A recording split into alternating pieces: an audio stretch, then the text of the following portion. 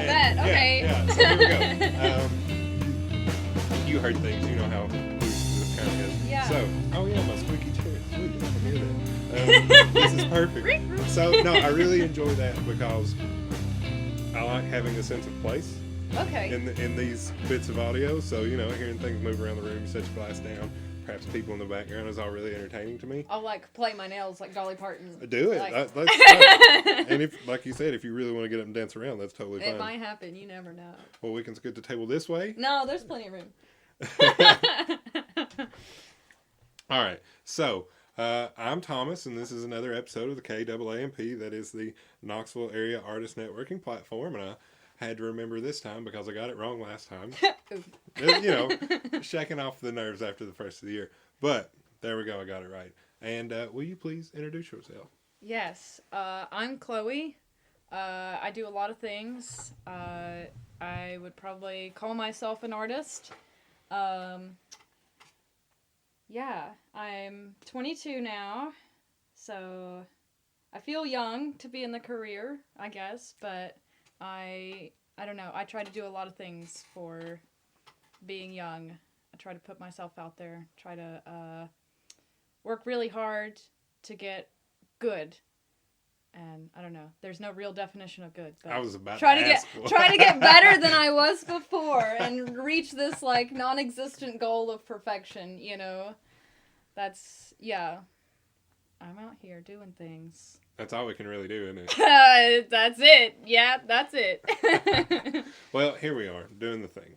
Yeah. I'm talking, you're talking, art's being made, shenanigans being shared and inspired. Yeah, always. So, how do you like to get down in your world of creative expression? Ooh.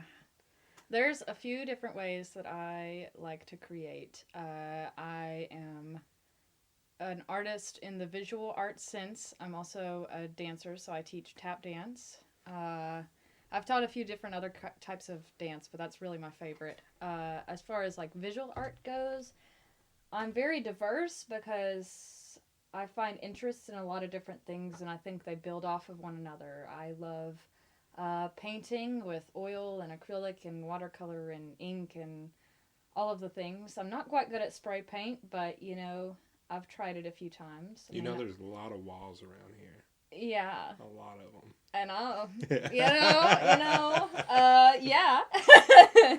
I'm not saying I would. I'm not saying I wouldn't. I have a lot of experience with painting. I also enjoy drawing. I'd say I have less experience with it, but still a decent amount.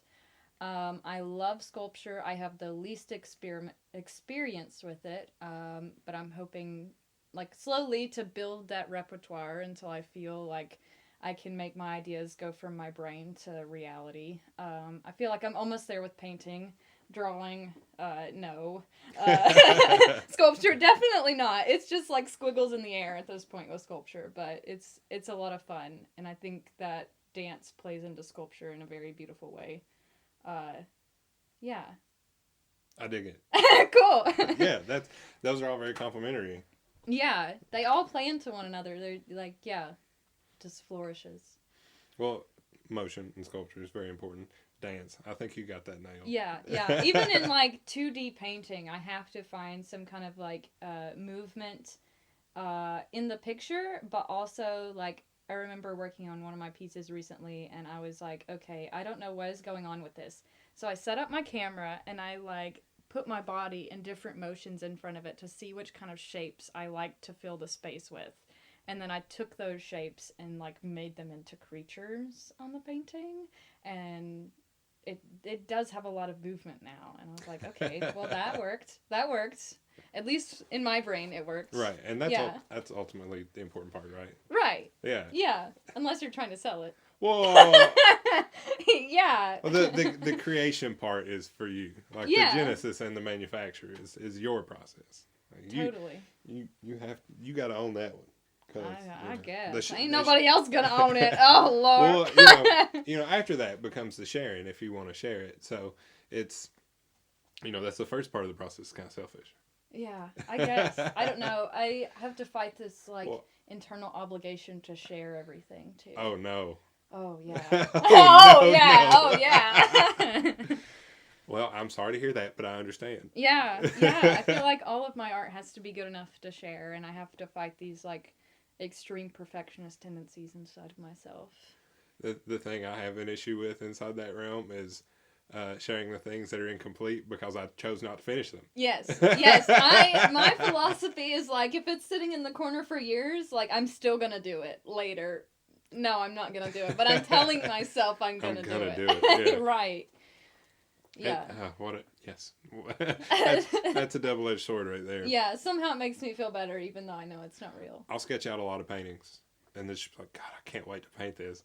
And then my sketchbook is full of, you know, decently filled with things, and then nothing ever. And it's the things that I think while I'm doodling the things I intend to paint that usually end up getting on canvas.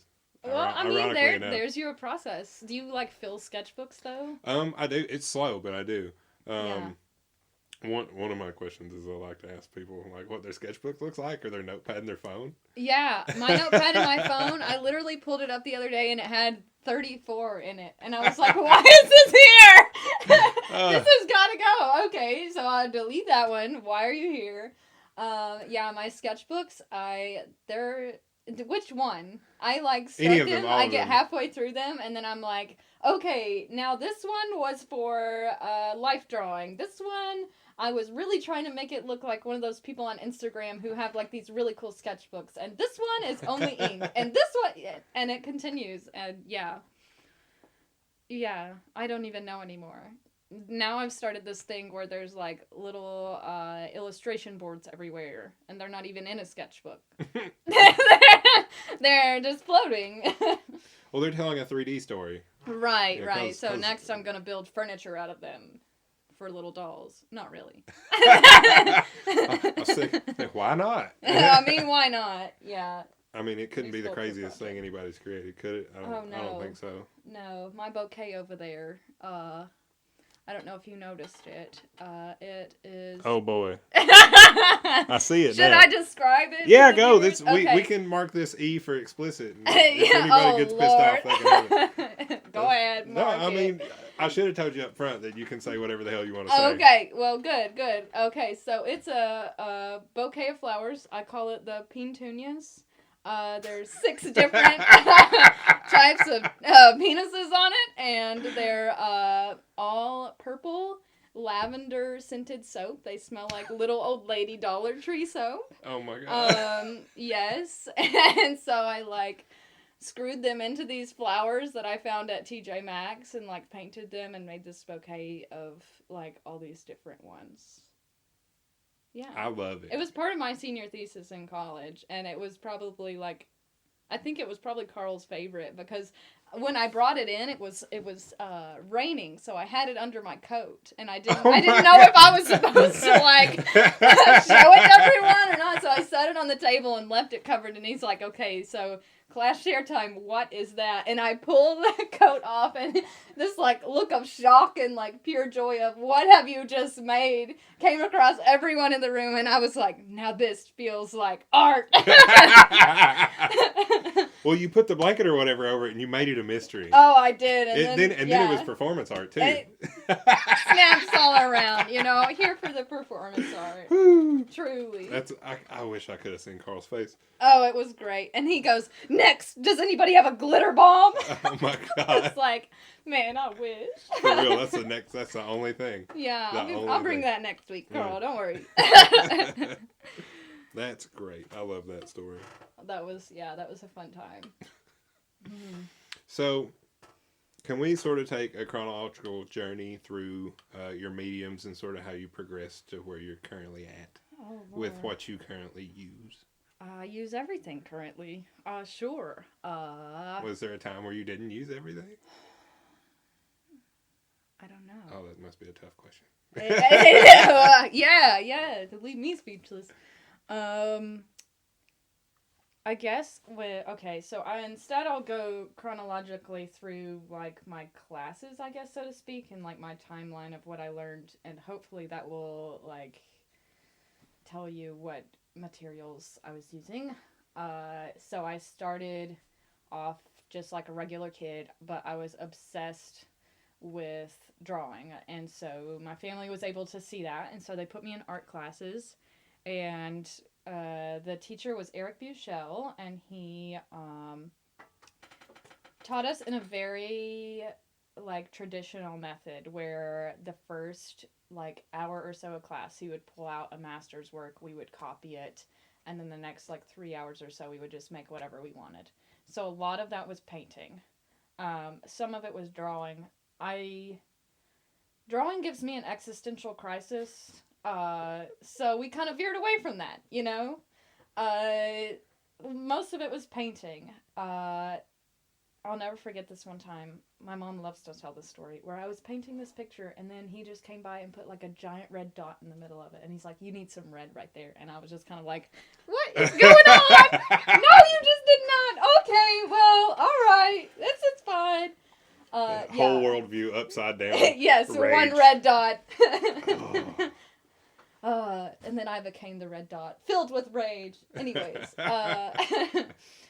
yeah, so that was fun, and Eric taught me a lot, and that's really where I started to get some, like, pride in my work, and, like, I am doing real art. I'm not doing crafts, like, I don't know. I hate to use crafts in a, like, it sounds like a derogatory way. But yeah, I that mean was it really in, like, harsh. Yeah, crafts in, like, a elementary school art teacher who doesn't know what they're doing crafts way. Not as in, like, a Appalachian people who work really hard at their beautiful crafts. I think there's a very big difference, personally, because I had that art teacher.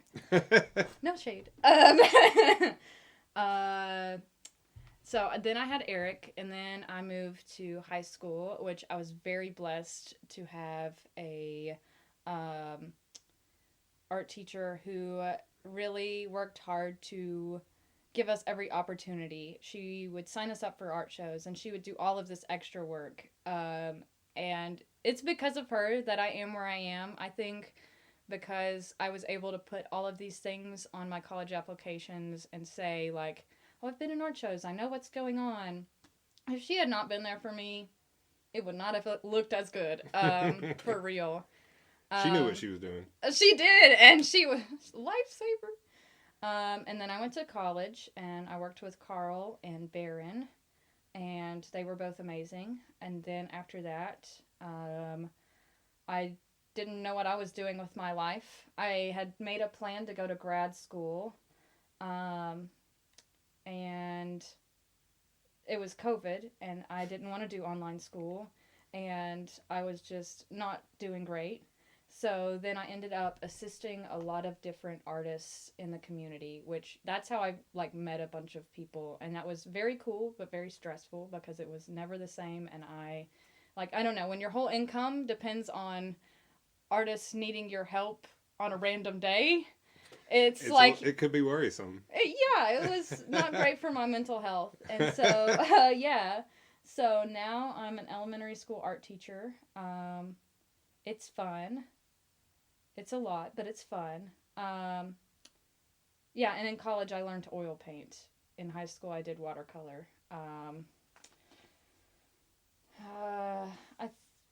Chalks I kind of like did throughout periodically. Ink has been a thing I've done the past couple years.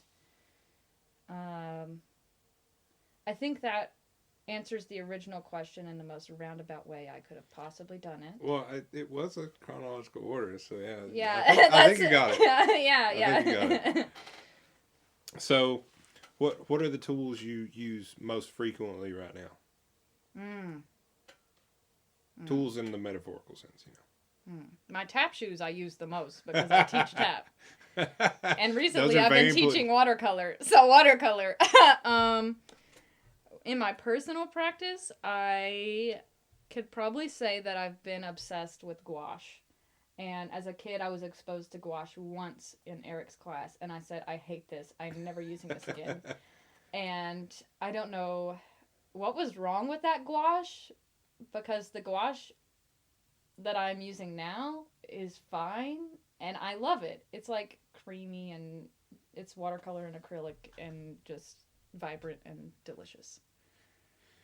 So that's probably, I don't know. That's been my current. That you go to right now. Yeah, it changes pretty frequently. I feel like I'm kind of in between things, to be honest, but. Ooh, well, if you're in between things, what is next? I don't know. That's why I'm like, oh, what's going on? Just so y'all know, she is kind of sitting here like scratching her chin for real. Like, yeah. I'm growing a beard just thinking about it, man. Maybe if I grunt hard enough, it'll get like real long, Join a contest or something. So are you leaning towards anything, or is this the blank page of the idea? This is a blank page. I had an idea earlier today. In order to fight, I don't know. I can't address this without addressing my mental health issues, to be honest with you. Then run it if you're comfortable. Yeah, because the past year has been really, really rough for me. In February, I lost my cat, which to a lot of people is not like a big deal, but to me is a huge deal. Then later that year, I lost my great-grandma, who we were all very close with. She held the family together, and I don't know. I feel like she was a kindred spirit. And then in November, I lost my dad. So it's just been, I've been depressed. It's been very rough. So I'm trying to come back to the studio. It was hard because I would come to the studio and this thing that was like always bringing me joy. I was like, why is this not bringing me joy? What's wrong with me? And it just like made me feel crazy. And so I'm trying, there's been a few days where I'm like, okay, look at me. I'm making something. It's happening. And then I come back and I'm like, okay, what was that? So I'm trying to get back into making things. Right now I really feel like I'm in between ideas. But earlier today I was like, what if I encourage myself to journal? All my therapists and friends are like, okay, come on, journal. This will help you. I'm like, okay. No. I promise I won't. Yeah. I was like, we'll see about that. I'm not going to tell you no, but I'm not going to tell you yes. But today I did have the idea to start using that in my artwork, writing these entries and then pasting them onto my artwork and then maybe even covering them up and just I don't know, finding a use for them. I don't know. I also find it's been healing to destroy some of my artwork. Ooh, then you and I need to talk about a different episode of this podcast. Okay, please. But please continue. Yeah, well, that was all I had to say about that. Okay. Yeah. Forrest Gump, unplug the wire. That's all I had to say about that. Yeah. Indeed. So you're kind of in the middle of practicing finding joy in the studio again right now? Yeah, that's actually part of my New Year's resolutions. I felt kind of pitiful this year with my New Year's resolutions because I always had this really in-depth list and I'm like, I'm gonna have 12 shows, I'm gonna yada yada yada. This year it was I'm going to try to find joy in making art in my practice, and I'm also going to keep my head above water and not spiral. And I was like, wow. That's very direct. Yeah, I was like, okay, all right, this is how we're doing. Okay.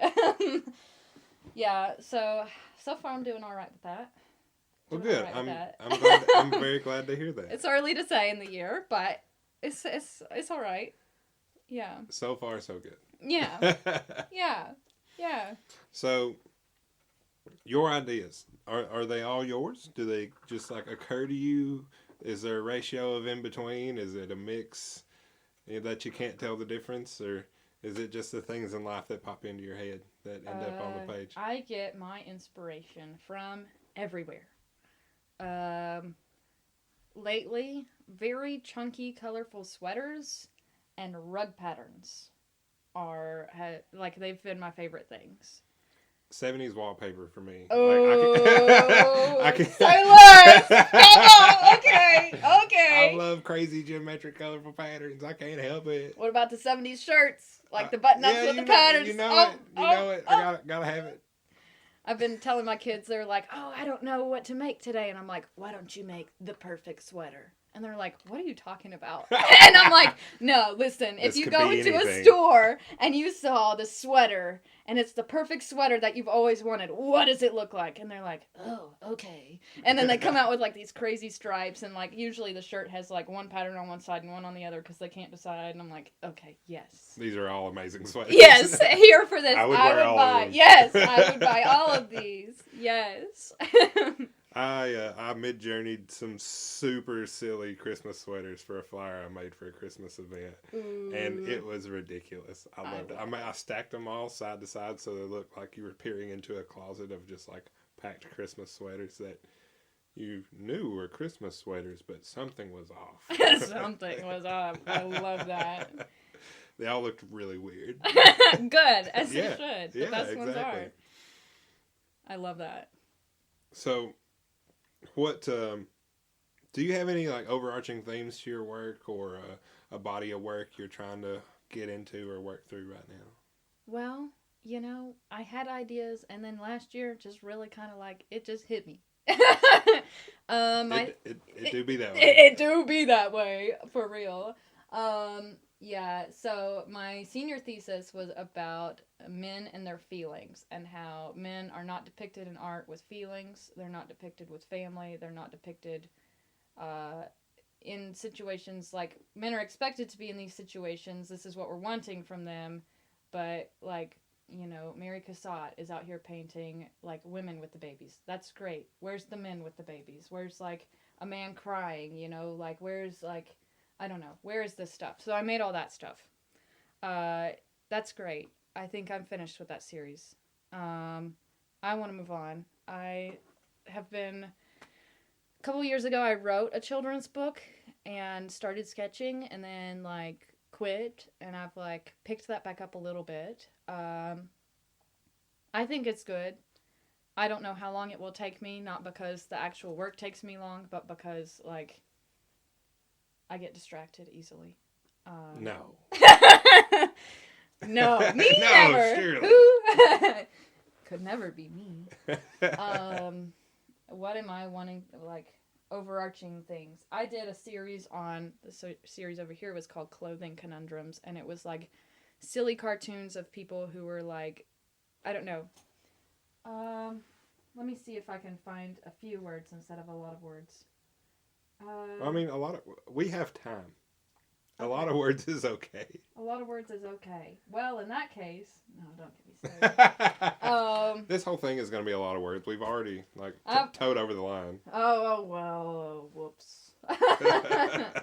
Whoops. No apologies here. Yeah, good. So clothing conundrums. What are clothing conundrums?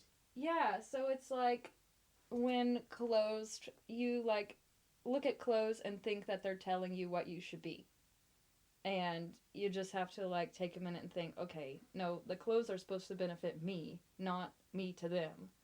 And you just kind of have to take that back. So it's you wearing the clothes, not the clothes wearing you now? Right. Okay. But the joke is that these clothes are trying to wear these people, and it's like the people are taking it back. Like, let me find one. Oh, like returning it to the store? No. My favorite one was like a picture I took because I have the world's like tiniest feet, and so I have to get like kid socks. So I had this picture. Fun fact. We're all learning so much. Yeah, you're welcome. So I had this like picture I painted of these socks that were way too big for my feet, and I made these faces on them where they were like grumpy, and it's like, why can't my tiny tulip toes fit in normal socks? And then what was another one? And some of them were like quotes from other people. So I had a lady who came up to me and said, "Oh, I like this series. Use this one. I wear mine big to hide my fat." And I was like, "Okay, yes, perfect." So I put that on there, and I drew this like little guy in like this giant t-shirt that just like swallowed him, and he was just like looking at you. And the joke is like, well, not really the joke, but the irony too is that these people look silly, and so I was hoping it would inspire the viewer to like look at it and be like, yeah, clothes are silly for telling me what I should be. I'm gonna take this back. I don't know, lots of words there. Sounds very empowering. Hopefully it was. Cartoons that are empowering is like an interesting and very thin line, but also like I don't know. I think it worked. Well, if it's not empowering, at least it's representational of those small moments we have as people where we're just like, ah, the hell. It literally, like, bro, what? Is this what we're doing right now? Exactly. Yes. Yeah, I don't know what other series I'm working on. So, since you're spinning it around in your chair, We. do you want to give the listeners like the 360 verbal tour of your studio? If you would feel comfortable. Yeah, I don't mind. Okay.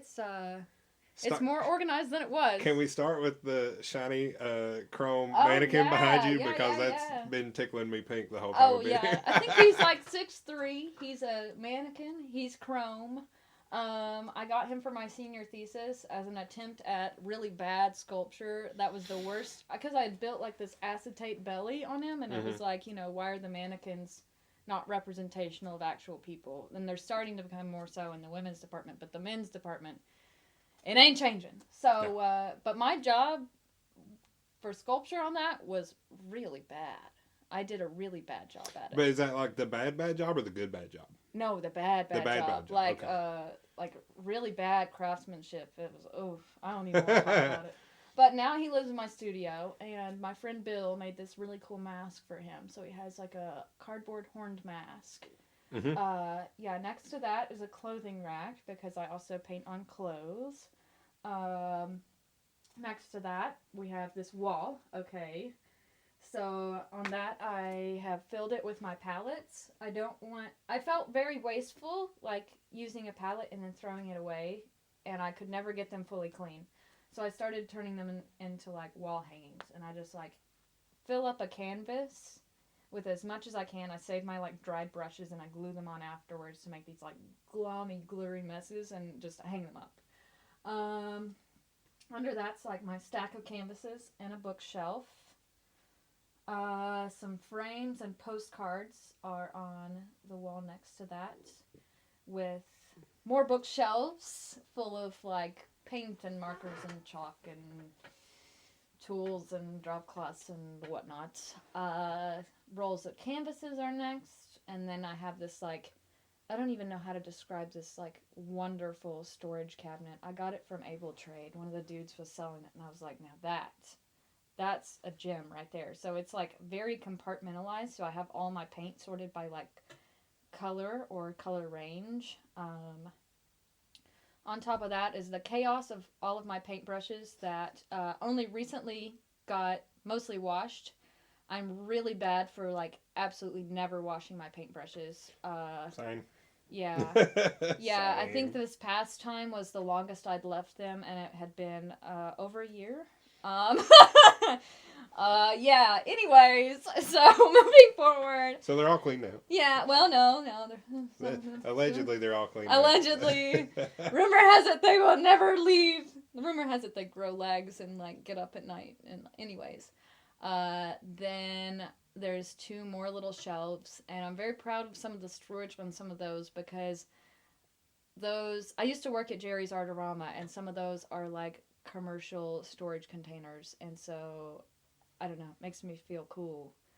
The next wall is like a lamp and my accumulation of thrift store frames that I rehab for my art. I'm also guilty of that. Oh, like, God. Really bad. Yeah, it's so easy to fall in the trap of like endless thrift store frames. Like, oh, this is a nice one. Okay. You mean there's a Goodwill here too? Right. I try to keep all of my thrift store shopping to Ambets and Maryville. It never disappoints me. But the problem is they always have something. Yeah, I frequent that spot too. That's the best. I'll be damned. They always got some. I come out there spending like $30 and I'm just like, I didn't mean to do this. Whoops, not again. Yeah, exactly. But they had this 24 by 36 frame and it was $10. Like, and what am I going to say, no? You got to get that. Right, exactly. I got 3 more, but I got to get this one too. Like, what if I'm going to do a series, I always just need random everything. I feel like just have to have it. And I try not to justify a whole lot by going art supplies and like Right. yelling it at the gods, you know. Yeah. But I really try not to do that, and I can usually practice self control pretty well. But there are times. Oh, it's rough. There are times. My process is I have to go back through them and frequently go, okay, so I can only keep my favorites. The rest have to go. And then I find a new favorite. Okay, well then the old favorite must go. I have to do that frequently or I will be a hoarder. Yeah, that's most. And then there's the petunias, you know? That's most of my space. There's things everywhere, but it's organized in my own way that I know where things are. And that's what's important. Because you're the one using the things. Right, yeah. Usually there's not other people making things in here. It's just me. Yeah. So do you share? I mean, you said you share the studio space, but obviously this person has a bunch of like photography gear, like camera rigs and setups and stuff over there. So whoever that may be. Yeah, I don't see him very often. He's a very nice man, but he, I think he does most of his work at home and uses this more of like a storage space. He did organize recently, so it looks like he might be actually doing something in here.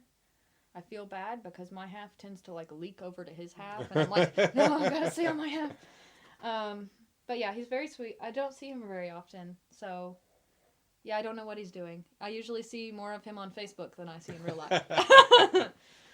Well, the old internet. Oh, yeah. So, do you ever find some zen or flow state, or that kind of similar focus in your workflow? Very much so. I actually made a playlist that personally I think benefits me very well. And it's called Existential Braingasm. Yeah, that's yeah. See, it puts a picture in your head. Yeah. So when I'm painting, it's very much if I think too much, it won't work. And I just have to kind of go to this meditative, non-existent state, and time doesn't happen. I forget to eat. Like. Oh boy. Yeah, it's a whole You're really thing. in it. Oh, I'm really in it. Like, the world does not exist when I'm, like, really, like, going. And I'm very fast, too, when I'm in that state. Yeah, and I miss being in that state. This past year, I have not been in that very often, but I used to be in it, like, every day. At least for a few hours. But, well, can we talk about what a good creative day looked like? Oh, God. Yeah, so, when I was younger, like at home in the summer, so to speak, maybe quarantine time would even count. I would wake up, quarantine time I would have online class stuff I would do in the morning, but I guess not on a Saturday. I would wake up, have like a brunch, kind of mill about, maybe clean something. I really enjoy cleaning. And then like mid-afternoon, the creative juices would like hit me. And I'd be like, okay, it's time. And I'd go in there and I'd like have a snack maybe not. And I'd work until like 9 or 10 to where my eyes were just like, I can't do this anymore. And I'd be like, okay, now I'm hungry. Now I remember that I am hungry. And I'd go eat and go to bed. I do that, but in the mornings. Oh, no, not me. So if it's a good creative day for me, I'll wake up between like 7:30 and 9 o'clock, and if I get to sleep in, like that's a normal, like 7:30 is a normal wake up time for me on any given day. I don't have to be at work, just biologically, and I love and hate it because it's not gonna stop unless I stay up way too late. Yeah. But I'll wake up, I'll grab some water, I'll walk around the house, check everything out, and then I'll just sit down at my desk, or I'll grab whatever it is and like put it in my lap. I draw on my lap a lot, even though I have a nice desk. It's just, hey, you know, it's just what's here. Yes. What's in front of me, and it'll be 2-3 o'clock, and I'm just like, why do I have a headache? I'm so hungry. I'm thirsty. What have I done to myself? And then like I'm forced to remember that I'm a person and I have a body and I have to go like service it. Like water, food, like. Brush your damn teeth. Yeah. What's that smell? Oh, shit, that's me. Yeah, exactly. Yeah, why is my hand shaking? Oh, I haven't eaten in 8 hours. That's why. It's covered in paint and lead, and it's just like... The hand is doing its own thing. Yeah. It's part of the experience, it's a texture. No.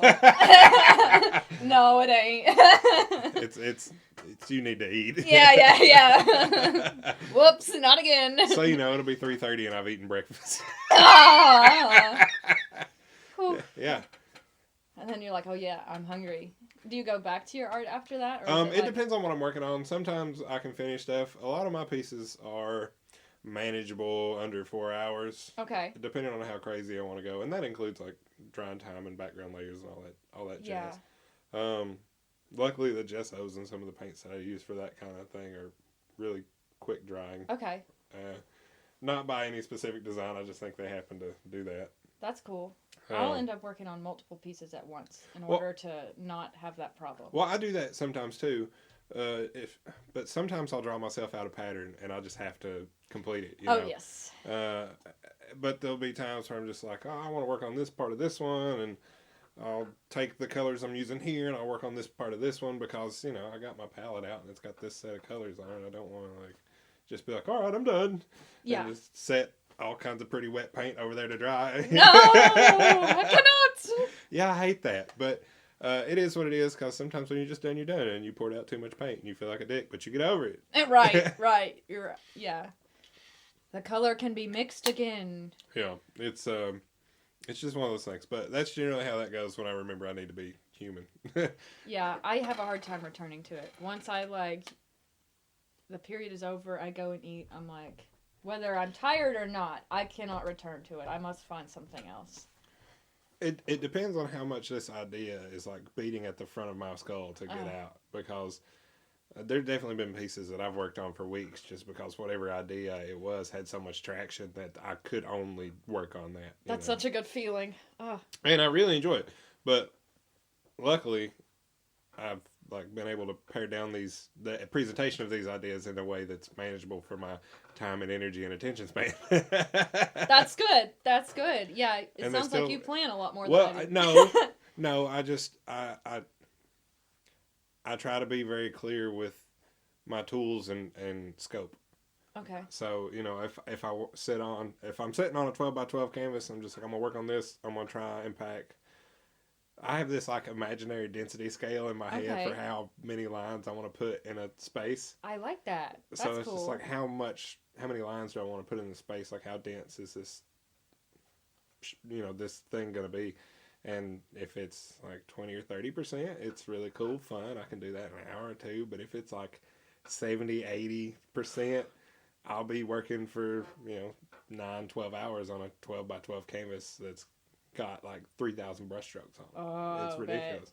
But that's just one of those weird languages I've made up with myself about what I do to quantify it in some way that doesn't mean jack shit outside of my studio. Hey, it works. It works, but it when I say those things, they come out of my mouth and other people hear them, it feels silly. No, it makes sense. It is very quantitative. It's like coding almost. Well, if depend, and I'll set myself up for failure too, because I'll draw grids too complex. I'm just like, oh no. And you're like, no. What have I done? I'll start laying brush strokes on it. I'm just like, man, there's too many lines. And then I use 20% of what I intended to use, and it's just this looks like crap. Add more lines. That's me. I get and I mean everybody says this, I feel but most of my painting process, I'm like, wow, I hate this. And just I have to, I have to get to that last bit. And even that last bit, I'm like, I still hate this. And then I have to walk away from it, come back, and just be like, okay, I'm done with it. And 3 months later, I'll decide I like it. Right. It's sometimes they need room to breathe, and you don't want to look at them for 6 weeks or whatever. Right. Yeah, just turn that shit over. Girl, no. Please. Don't look at me like that. I know I made you, but don't look at me like that. Yep.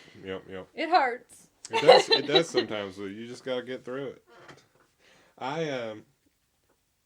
If I'm not liking the end of the thing or what I think it's going to progress into, I just get really discouraged sometimes. I'm just like, no, I have to finish it. And even if I finish it and I hate it, I'll paint it over. It'll be fine. Yeah. I remind myself that there is a refresh button on this shit, and it's another layer of black gesso. And that's Yes. all it is. I've been getting more used to the idea of like not getting so attached to everything I make that it would be like life or death, to where like if I painted over it.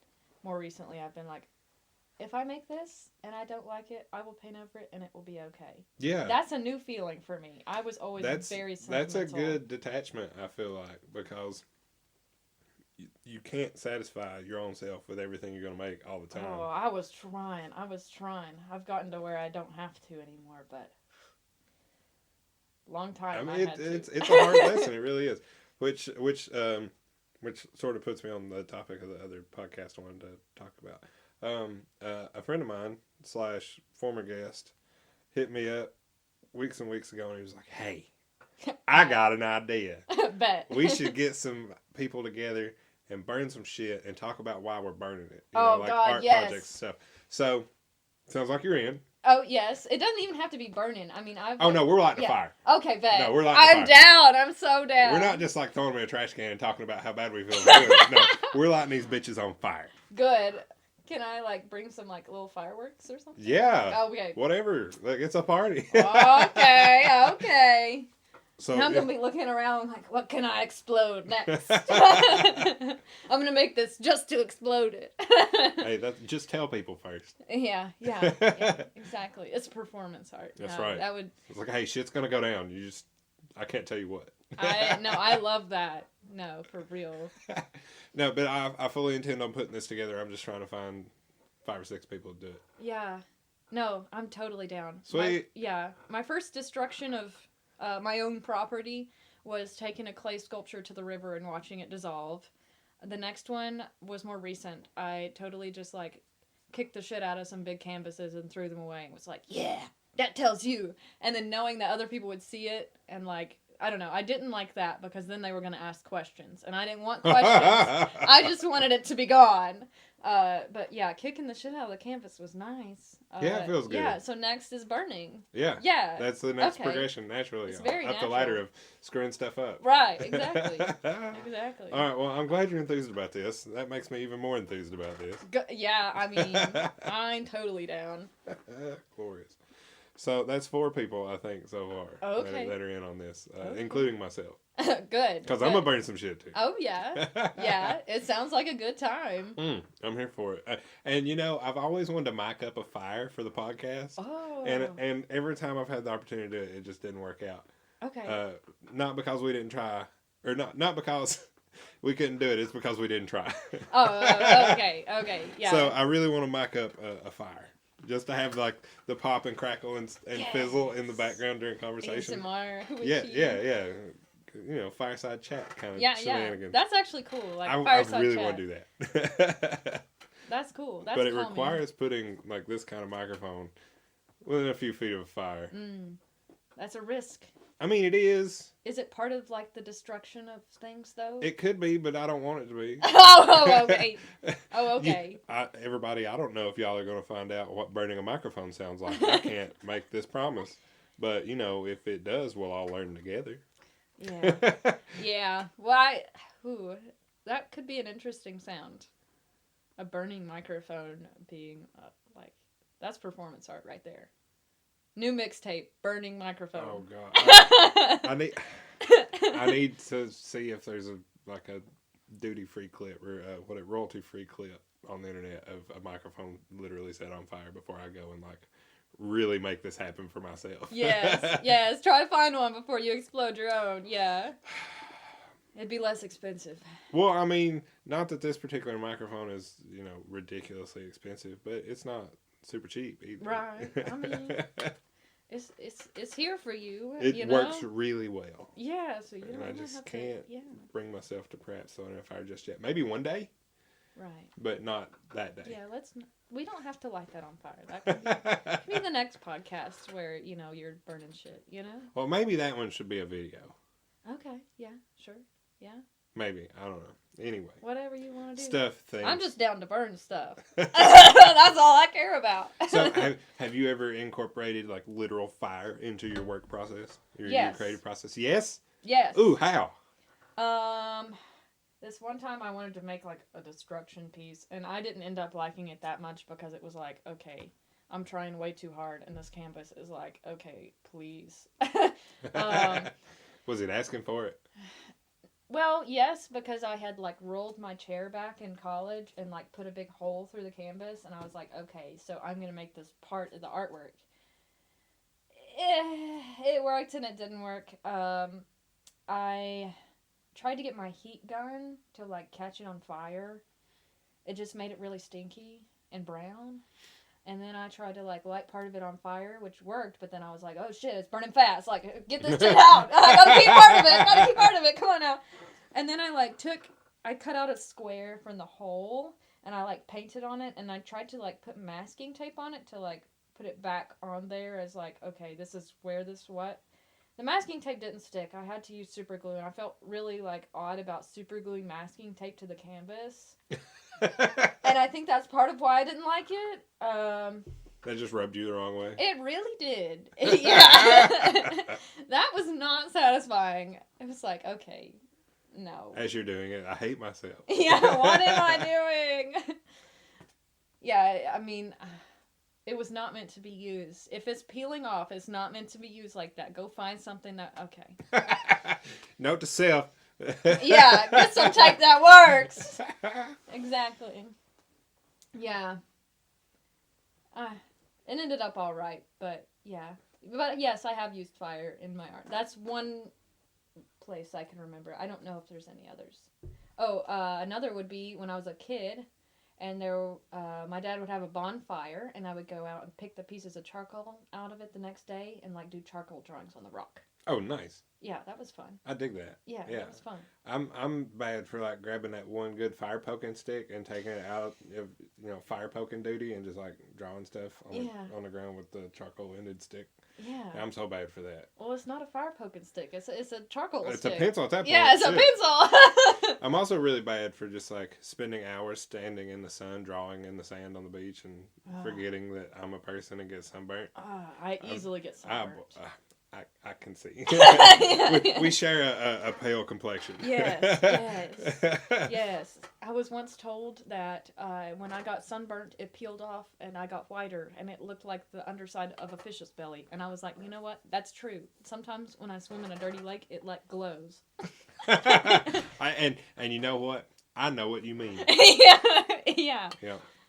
It's magical. Sure. It's pale. It makes for high visibility is what it does. I know, and I'm like, if there's any predatory fish out here, you don't see me. Come on now. Oh. But yeah, I've definitely like been out in the sun way too long on the beach with just that right stick, drawing circles and swirls and just doodling it up. Yeah. And all of a sudden come back in the house, like eat lunch and get in the shower. And I'm like, oh God. Why does it hurt? Everything hurts. Why? Not me, oh Lord. Thank you, Daytona. Yes. Oof. Oof. Those sunburned days. My friend growing up had a pool, and my favorite was just to like veg out, and then like realized later that I was burning the whole time, and I was like, oh shit. That's what that was. Yeah. Oh, that's why that sun felt so spicy. So whose parent had the whole big like giant gallon of green aloe vera goo? Because surely one of them had it. My mom. Mainly because I was the one who was always burning and she wasn't. But her mom did start, like, every time I'll go over there, she would start, like, do you have sunscreen on? We've got extra. Go put some more on. An hour in. You need some more sunscreen. Don't get burned at my house. I'll feel bad. I was like, okay. They even bought me this shirt one time at the beach that had like SPF in it because they could see I was burning even though I like kept putting sunscreen on, and I felt bad, but I was like, thank you for this. Right, this really came in clutch. Yeah. I own a couple of those, so they work really well. They're great. Yeah. I mean, I don't know, but yeah, they work for their intended purpose. Yes. Mm-hmm. But at the same time, you look like one of those dogs wearing That's a exactly thunder what shirt. I wanted to say. Yes. You look like a thunder shirt. Thunder shirt dog, but in human form. Yeah, exactly. It's not the cutest, but it does the job. Yeah. That's my whole life. I mean, every day I feel closer and closer to that. I started out as a little kid who was like, okay, dress up is for me. If I have to keep my regular clothes on underneath my dress up clothes, I am not truly dressed up. I am still myself. I am not the character. And now I'm like, okay, I have to fight the sweatpant urge every day now. Every day. Like, don't these sweatpants look like at least a little professional? Like, maybe if I put them with a... No. Put the sweatpants down. I love how everyone tries to sell themselves. Yes. So, but look at it. No. But come on, look at it. No, put it down, please. I acquired a couple sets of Champion joggers for Christmas, and I've been really enjoying them. So, societal norms be damned. Yeah, literally. I've been getting, like, they have golf pants on Amazon, which, you think, okay, a pair of, like, buttoned-up plaid pants. No. These are, like, joggers, but they look like dress pants, and I, like... Oh, you found where the Venn diagram overlaps. Yes. Look at you. Yes, I have. You wear those with a sweater, and you look professional, and you feel like you're in your pajamas. It's great. You know what? As a human being, comfort is one of the things I strive for. Oh, Lord. And that's, yes. And that's part of the reason you see me dressed like this before you. It's great. The tie-dye is impeccable. Well, listen. If it was any color, I would wear it because it is this comfortable. Well, so you are lucky it is a good, excellent color. It just so happens this is a really good mix of all the things I requested. Yes, it is. I would wear it. Shout out Lucky Clown Clothing in Middle Tennessee. You're the best. Whoop whoop. Right. I wear this thing. A good friend of mine has a very similar one. We've taken pictures in them together because we're nerds like that. Bet. Yeah. Matchy patchy, Yeah. Oh, yes. 100%. Yes. I know. But yeah, I like comfortable things, and I like to think I'm a leisurely minded person. So I'm not gonna just volunteer myself to be uncomfortable. Right. Yeah. Yeah. The older I get, the more I realize, like, okay, so I get this urge to dress up. 10 minutes in of dressing up, it's like, I hate this. Get this off of my body. Oh. Yeah. So trying to find where the Venn diagram overlaps is very important. I think for me, it's weddings and other related social functions, because the only time I've ever acquired a tuxedo or some fancy formal dress has been to celebrate other things that have nothing to do with me whatsoever other than my presence being requested. Right. So, that's about the only time I get real fancy dressed up. But I will dress flamboyantly for no reason at all. Snaps all around. You know what I mean? I mean, I have geometric design pants I could have worn with this. Oh, yes. There are things I could have been much more flamboyantly dressed. I love patterned things. They're, it's hard because I have a couple of thrift store pairs of pants that I got at AmVets, and they're great. They're really too small for me, but I squeeze into them because they're so unique, and I love them. And it's like, okay, when am I going to decide for comfort versus the squiggly pants that are 80s subway car carpet pants? But you need to wear them. Exactly. Gotta wear them. I gotta wear them. Small periods of time. I saved these from oblivion. Yes. I deserve this. Yes. All right, so why is fashion a big deal to you and your creativity? I really want to hear that. Yeah. We've been talking all around it. Oh, that's true. That's true. I love fashion. I was going to be a fashion designer when I was little. I think it's a form of expression that you wear, and it's very closely connected to your person. Literally and metaphorically. Yes, so it has to feel right in the way it represents you. This is what I like to feel on my body and my skin. This is what I like to look like. These are the colors. This is how I'm present. There's so much that goes into it that is representational of the person. And, I say all this stuff about sweatpants, but I don't know where that connects. Comfort and expression. Right, yeah. So those two overlapping are very important to me. I love very soft things. textures like fuzzy blankets, or I love terry cloth. Trying to think of other things that the way long-haired cats feel brings me so much comfort. Oh God! And if somebody knows what a long-haired cat feels like, you instantly just pet a long-haired cat in your brain, and it brought you so much comfort. And I saw myself just like stroke. See? Yeah, see, you got me. Nailed. Petting a long-haired cat is equivalent to a certain shade of blue that is like a denim-y, washed out, pastel-y blue. It's called comfort blue in my head. Ooh, so do you relate sensations to colors and other sort of things in this synesthetic manner? I in the way that colors have big personalities. Yes. Okay. Yes. I don't know how else to describe that, but yes. So one of the things that I do, like that mixes things up like that, I will tell you what shape a smell is. Okay. And there is no shape. There is no shape that smells, but like it does. Some things that are really like stinky and acidic and sour are really spiky and sharp. I was gonna say they're very angular. Yeah, yes. they're very prismatic and complex, but always pointy. Always pointy. And it could be a lot of points, it could be a few points, but they're always pointy.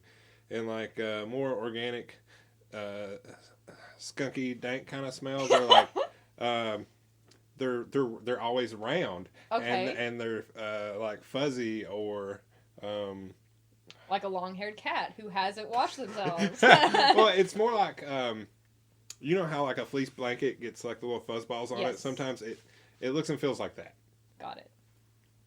But those are the two example off the top of my head that I can just like muck right. What is like cookies? What shape is cookies? Oh, that's like a really it's a organic fluid shape, like just like a vibrating blob, you know. Okay. A happy little like Yeah, okay. It's just like silly putty kind of thing. It can be any shape and just kind of like droops. Yeah, you know. Plasma, plasma almost. It's just a dynamic volume of Gooiness. Liquidy things. Yeah. That's cool. Okay. Yeah. Got any other zingers? I'm here for it. Yeah. Cookies was a really good one because I had to think about that.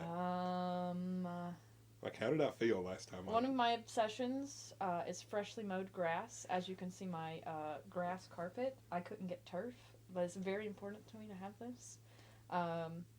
Makes me feel like I'm outdoors, but, not outdoors. It's a very grounding thing. I like it a lot. Yeah, so what is freshly mowed grass to you?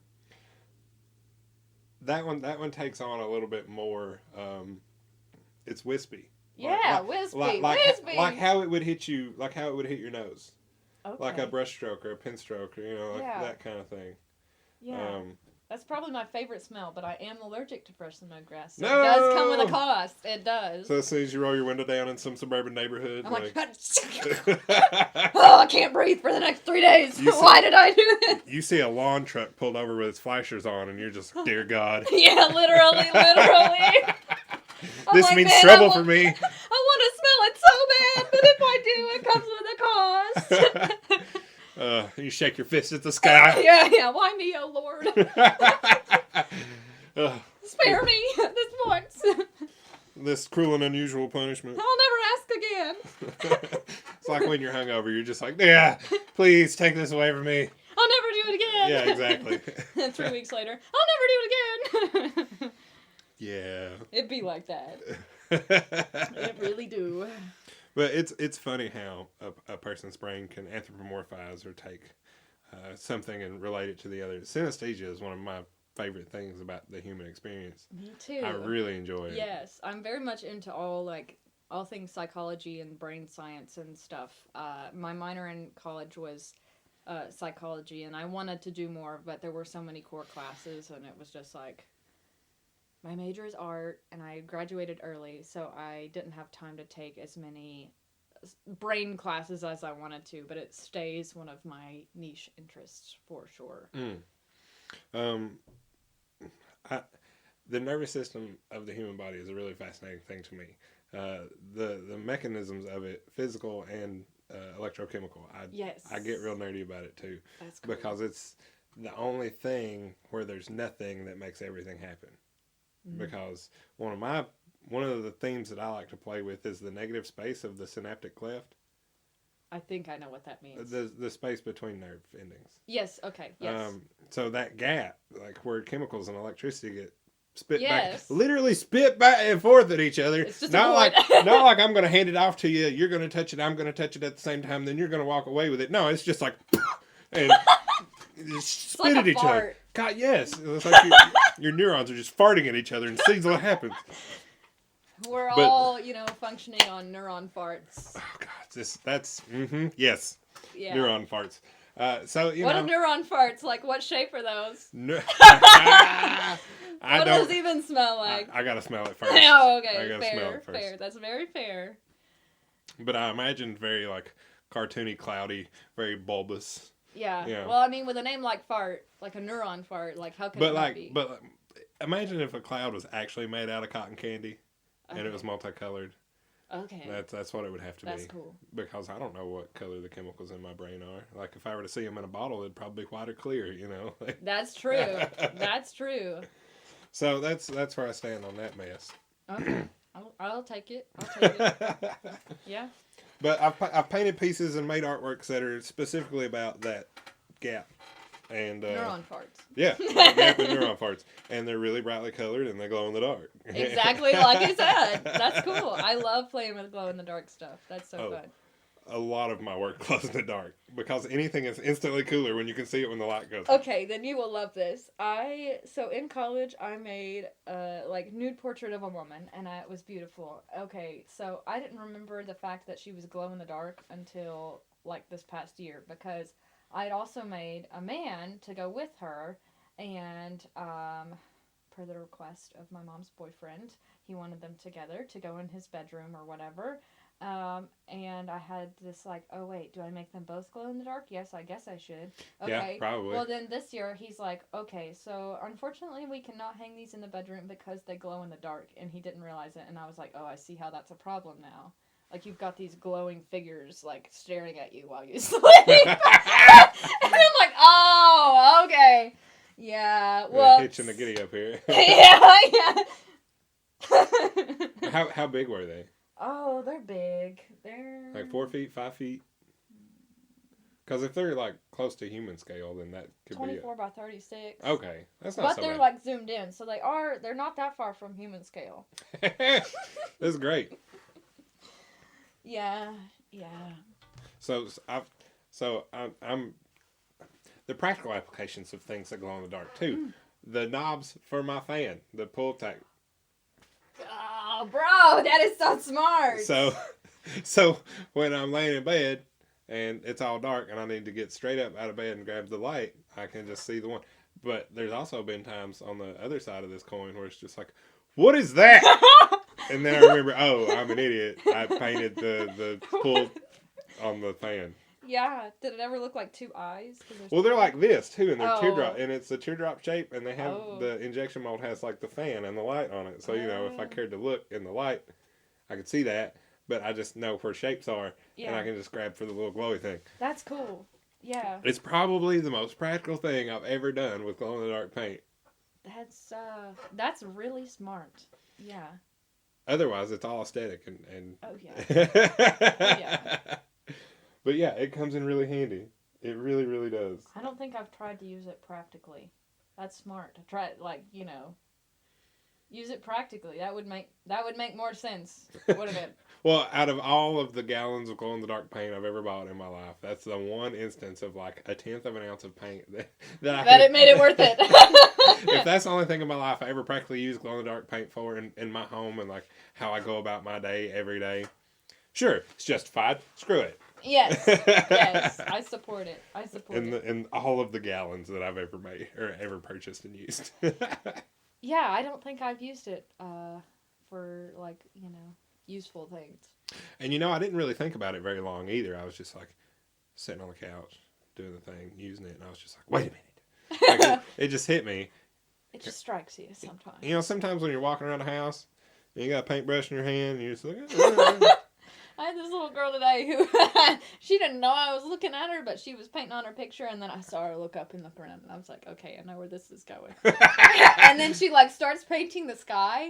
Like, there's nothing there. She's just painting the air. And I'm like, okay, that's fine. And then she turns around where I've got all of the classes, like, labeled, and she starts painting that, and I was like, hey, and she was like, oh.